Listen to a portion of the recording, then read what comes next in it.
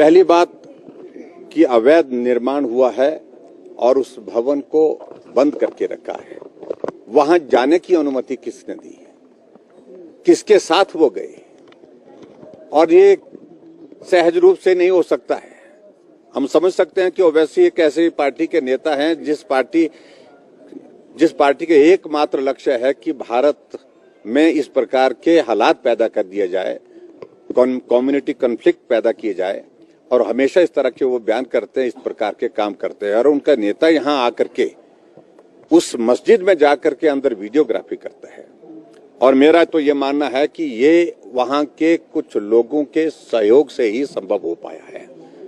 जो वहां नजदीक रहते थे, वो जो लोग वहां उसके अंदर रहते थे, उनके सहयोग के बिना संभव नहीं है। और उसके बाद में ये भी मैं कहना चाहता हूं, वहां जाकर के एक भवन को वो इंगित कर रहे हैं कि इस भवन की ऊंचाई तो इस भवन से ज्यादा ऊंची है।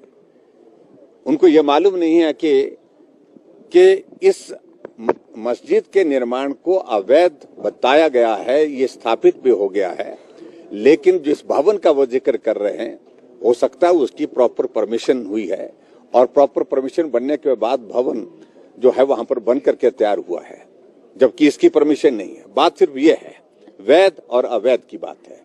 तो इसलिए इस सारी चीज को उस तरह से देखने की आवश्यकता नहीं है।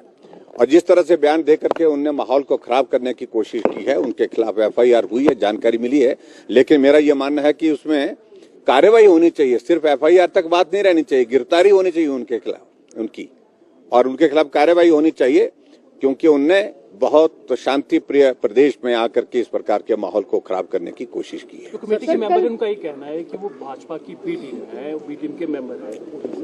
देखिए, उनके कहने का कोई मतलब नहीं, वो कुछ भी बोलते रहे, उससे हमको उनकी क्लैरिफिकेशन देने की हमको जरूरत नहीं है।